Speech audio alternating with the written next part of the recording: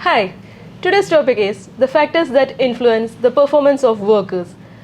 My name is Aparna Hari. I have here with me Mr. Abraham Verghese. We will discuss this topic for you today. Thank you very much. This is a somewhat complicated question to discuss because one has to take into account the various factors about the organizations of different varieties. You've got the airline industry, you've got the shipping industry, you've got the coal manufacturing industry, you've got the steel industry, you've got the chemical industry, and you've got many accountancy workers, you've got the judiciary and the whole judicial system, you've got people who run small businesses who are major contributors towards our GDP and employment. So while each one has got their own characteristics, I'll stick generally to those points where it should be applicable all around. The first and foremost point that I make is the importance of supervision and discipline. Effectively, there are 2 points. But without these two, little is going to happen in the progress of the firm or the establishment. We generally find that once people occupy a certain position, they tend to think that the occupation of that is the job complete. They are not prepared to put their faces out and take responsibility. If customers complain, you find some poor person who has just started yesterday being given the task of trying to fool the customer by fudging the issue and trying to tell the customer in a convincing manner that everything is all right. But if the customer knows his or her rights, he or she will then say, no, I want to see the manager. The manager is at lunch, at a meeting, having a discussion, gone abroad, and a whole variety of excuses.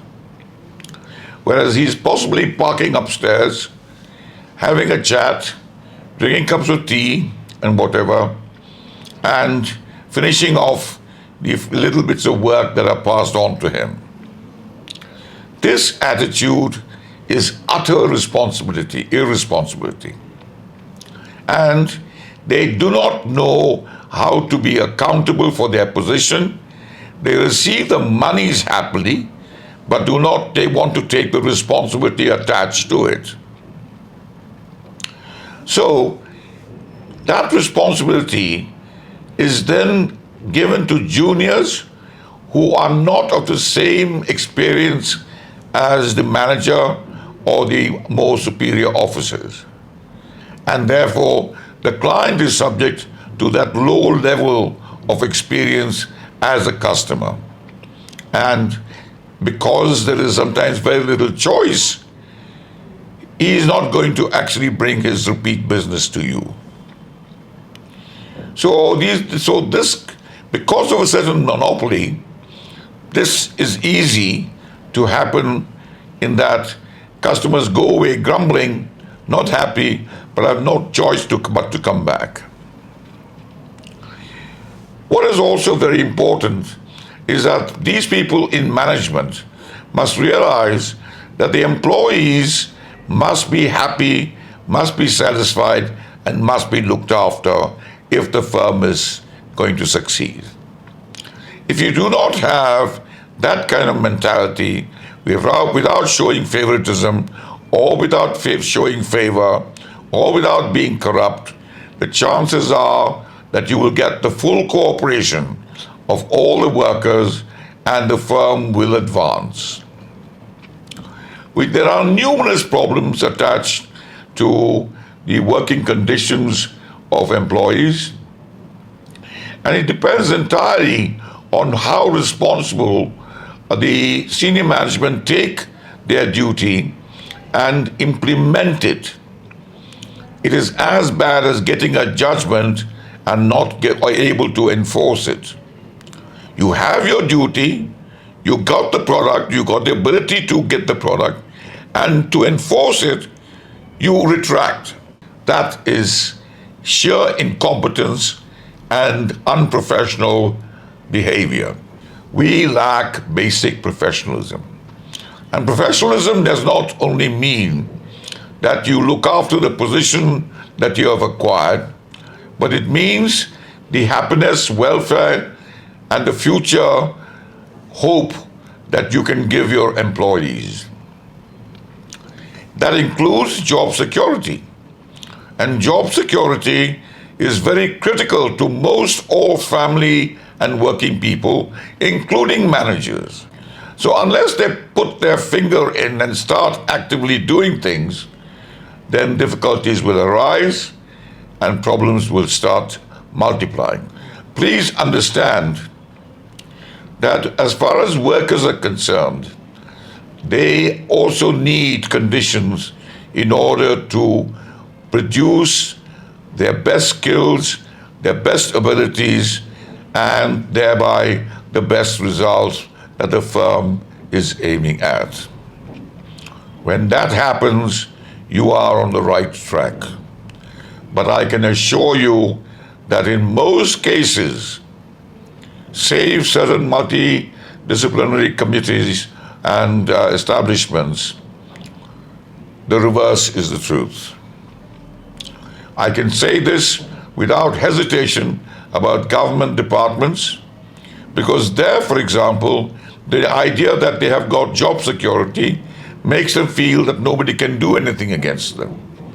And the activities of the union are sadly, to some extent, misguided, because they don't realize that the production of the workers is what gives them the chance to be leading a union and to fund a union.